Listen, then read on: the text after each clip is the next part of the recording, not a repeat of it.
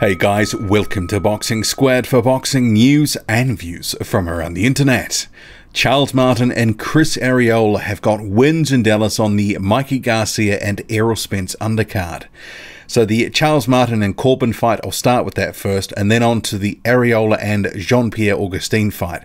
This was quite a couple of interesting fights for me because there was a level of intrigue about, one, how good was Gregory Corbin? He was an unbeaten prospect, 15-0. Also, Jean-Pierre Augustin. Hadn't really seen much of him, didn't really know how good he was. 17-0 and 1 draw heading into that. And also, at 38 years old, how good would Chris Arreola be? And apparently from what we saw, there's a little bit left in the tank, but it was against, I think, limited opposition because we saw Jean-Pierre Augustin is not a top caliber opponent. But I'll start with the Martin fight, a real bruising encounter. And this ended with Gregory Corbin actually being disqualified in round 8 of 10 following repeated low blows in the fight.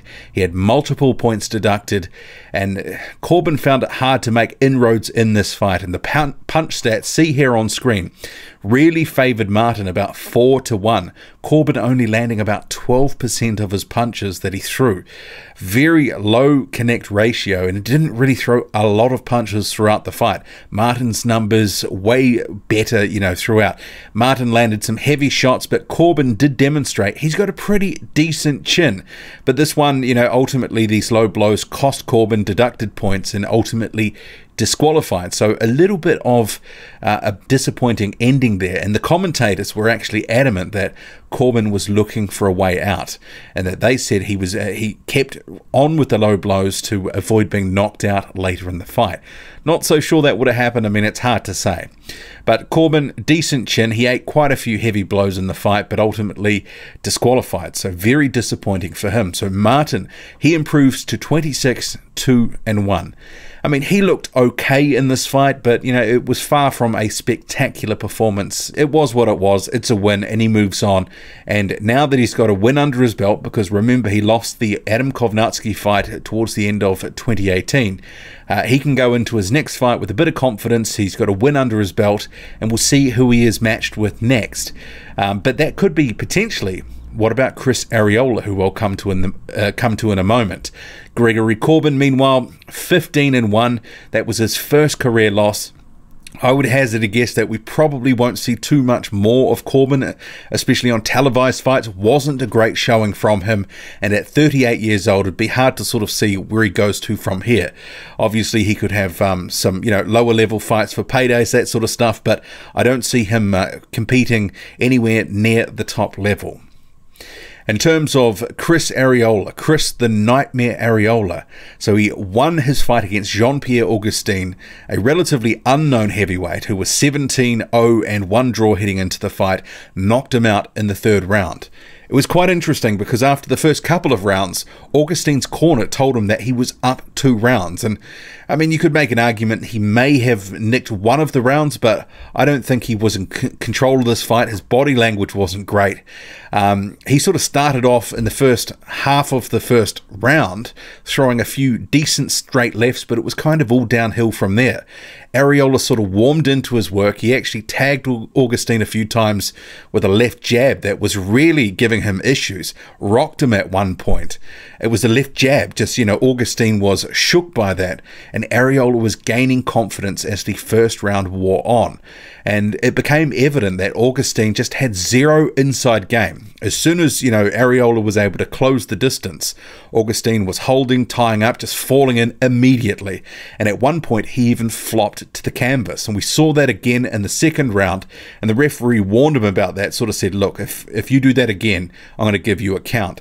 He was just flopping all over the place and continuing to tie up constantly. It was very scrappy in that 2nd round. A lot of holding, and they were trading the odd power punch, but this was by no means a classic sort of fight evolving. And then into the 3rd round, we have Augustin again rocked with effectively a power jab of sorts, and then Augustin is down after a left hand, a left hook lands, and on very unsteady legs after he beats the count. And it was at this point you could kind of argue maybe it should have been waved off. He did look like he was all at sea there, but the referee gave him the checks, and he seemed to have passed that. barely passed it, but Arreola straight on him, takes him out with a flurry of punches, puts some nice combinations together, and we have a third round knockout, third round stoppage for Chris Arreola. So he advances to 38-5-1, and this guy's previously fought for the WBC title, what is it, like 3 times? And in the post-fight interview, he said, "I'm not back for paychecks, I'm back for titles." And one of the commentators, I believe it was Joe Goosen, said, "It looks like Arreola is back." And I was thinking, yeah, I don't know about this, because sure, against this opponent, it was a decent performance. But, you know, let's not sort of overhype this. Jean-Pierre Augustin ultimately proved to be a relatively poor opponent. And, you know, heading into this, we didn't really know how good he was going to be. And apparently not very. He effectively had a straight left hand. He was southpaw, had a straight left, and that was about it. Zero inside game. And Arreola gained in confidence as the fight wore on. And ultimately, Augustin just couldn't handle it, couldn't handle the pressure. He was rocked with jabs, and Arreola eventually got him out of there. So Arreola and Charles Martin, that was actually what the commentary team sort of suggested. I think it was Lennox Lewis. He was a little bit coy on when he was asked, well, who do you want to see him in with? And I was hoping he wasn't going to throw out some ridiculous, you know, let's sort of pitch him in there with sort of top 10 or top 20 guys, because Arreola needs to work back to that. There's no way that he deserves to be in that sort of level of fight. But Charles Martin, I think he is probably around top 30, top 4, inside the top 40 at least, based on the way that he's been performing.